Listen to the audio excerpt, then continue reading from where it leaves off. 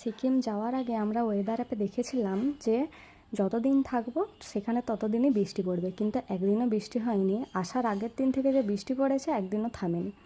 আর সকাল সকাল মনের মতো খাবার পেয়ে মনটা খুবই খুশি হয়ে গিয়েছিল। লুচি আর আলুর তরকারি, ধোঁয়া ওঠা, মনটা খুবই খুশি হয়ে গিয়েছিল। তারপরে আমরা বেরিয়ে পড়ি। আজকে আমরা যাব লাভা হয়ে, আর এই হোমস্টেটার নাম ছিল বনলতা। লাভা হয়ে যাব এই কারণেই, আমরা যে রুটটাতে এসেছিলাম সেটা বন্ধ হয়ে গেছিলো। আর এটা লাভার ভিউ পয়েন্ট। এখানে দেখুন পাইন জঙ্গলটা কত সুন্দর লাগছিল, নাথুলা যাওয়ার মতো এক্সপিরিয়েন্স হয়ে যায়। তারপরে একটা চা বাগানে দাঁড়াই, ঈশার বাবা সেখানে লুকিয়ে লুকিয়ে চা পাতা তুলছিল। ঈশার বাবার ইচ্ছা সে কাঁচা চা পাতা দিয়ে চা খাবে, কেমন হয়।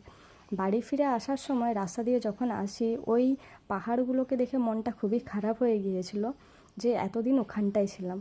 তারপরে আমরা রাস্তায় একটু খেয়ে নিই, কৃষ্ণা ভাই আমাদেরকে ছেড়ে দিয়ে চলে যায় শিলিগুড়িতে। আজকের মতো